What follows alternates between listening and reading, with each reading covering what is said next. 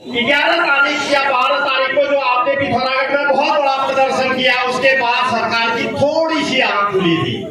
सरकार ने कहा था कि भाजपा के लोगों से एक शिष्टमंडल कशिश के घर ले जाओ, और उसके बाद कहा गया कि कशिश के परिवार से एक आदमी मुख्यमंत्री जी से मिलने के लिए बुलाया गया। मुझे बुलाया गया, मैं गया, लेकिन सरकार की गंभीरता को देखो। मुख्यमंत्री जी ने चलते चलते गाड़ी से मेरा हाथ का ज्ञापन पकड़ा और कहा कि हम तुम्हारे साथ हैं। वाह मुख्यमंत्री जी, आप पिथौरागढ़ के होते हुए भी आपकी ये गंभीरता, कम से कम मैं तो सहन नहीं कर सकता हूँ, आप लोग सहन कर सकते हैं तो करें। और मैं उसके बारे में जाऊंगा, नन्ही परी के बारे में, क्योंकि आज 11 साल बाद हमको तो वहीं पहुंचा दिया ना जहां पहले थे। मैं 25 नवंबर 2014 की बात करना चाहता हूं, जब नन्ही परी की लाश मिली थी हमें, और जब हमने वो लाश देखी, जब हमने शीश महल के आगे उस लाश को रखा, तब हमने देखा कि एक 7 साल की बच्ची के साथ रेप करके, हत्या करके, उसके पूरे शरीर में सिगरेट के दाग लगा रखे थे। उस सीन को तुमने आज हमें फिर हमारे सीने में फिर वो सीन तुमने ताजा कर दी, और आप कहते हैं कि कशिश का नाम ही मत लो। मैं तो कहता हूं कि कशिश का इतनी बार नाम लो कि आने वाली कोई भी सरकार, कोई भी न्यायपालिका हो, ऐसा दोबारा अन्याय न कर सके।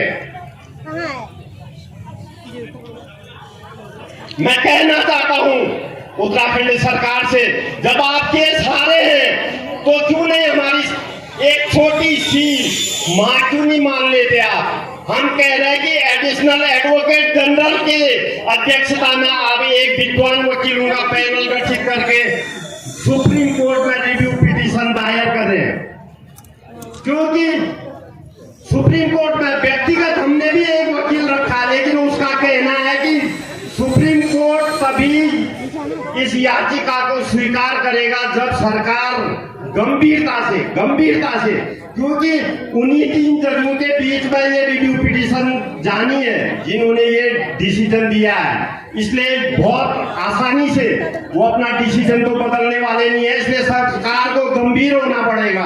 अगर सरकार गंभीर नहीं हुई तो मैं तो कहना चाहता हूं, जो 25 नवंबर को तो आपने हमें बॉडी दी थी, आज 11 साल बाद आप हमें क्या दोगे? मैं सरकार से पूछना चाहता हूं, सरकार बताए हमें भाई, अगर नन्ही परी के साथ रेप हत्या नहीं हुई, तुमने उसको बाइज्जत बरी कर दिया, तो क्या नन्ही परी ने खुद के साथ रेप किया था? क्या नन्ही परी ने खुद की हत्या की थी? क्या नन्ही परी ने खुद अपनी हत्या करके हल्द्वानी शीश महल से 2 किलोमीटर दूर जंगल तक खुद चले गई थी? मैं पूछना चाहता हूं इस सरकार से कि कैसा कानून है आपका, कैसा कानून है आपका? मैं पूछना चाहता हूं, क्यों नहीं न्याय दे रहे हैं आप? क्यों नहीं एक छोटी सी मांग हमारी मान लेते हैं आप, और उसमें पैसा भी आपका नहीं जाता है? जो सरकारी वकील को फीस मिलती है वो हम जैसे लोगों के टैक्स के पैसे से दिया जाता है, लेकिन सरकार अभी भी गंभीर नहीं है, और गंभीर नहीं होने के कारण कहीं न कहीं हम ही लोग हैं। क्योंकि जो आज मैं देख रहा हूं, जितनी भीड़, जैसा आक्रोश होना चाहिए था, हो सकता है जितनी भीड़ आपने यहाँ की है, हमारे घर, हमारे गांव, हमारे शहर के लोगों ने, इससे ज्यादा भीड़ तो मैंने अकेले देहरादून में कर दी थी। शायद आपने सोशल मीडिया और मीडिया में देखा होगा। और मैं विशेष करके अपने पत्रकार मित्रों से भी एक सवाल करना चाहता हूं कि आपने कशिश के मामले में एक मात्र 8,000 रुपया पाने वाला ड्राइवर सुप्रीम कोर्ट कैसे चले गया? अफवाह चल रही है कि भाई उनके संगठन के लोगों ने न्यायपालिका को खरीद दिया था। मैं मानता हूं एक संगठन न्यायपालिका को खरीद सकता है, लेकिन उस न्यायपालिका की पैरवी हमारा सरकारी वकील कर रहा था। और उस सरकारी वकील को उत्तराखंड सरकार ने नियुक्ति किया था। तो मैं पूछना चाहता हूं उत्तराखंड की सरकार से, अगर न्यायपालिका बिक गई थी तो क्या आप भी बिक गए थे?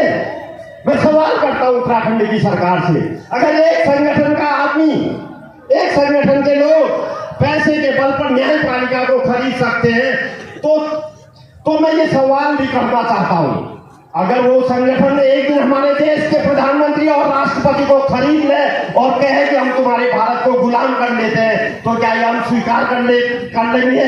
इससे ज्यादा शर्म की बात हमारे लिए क्या हो सकती है? बस इन्हीं शब्दों के साथ मैं अपने शब्दों को विराम देता हूं।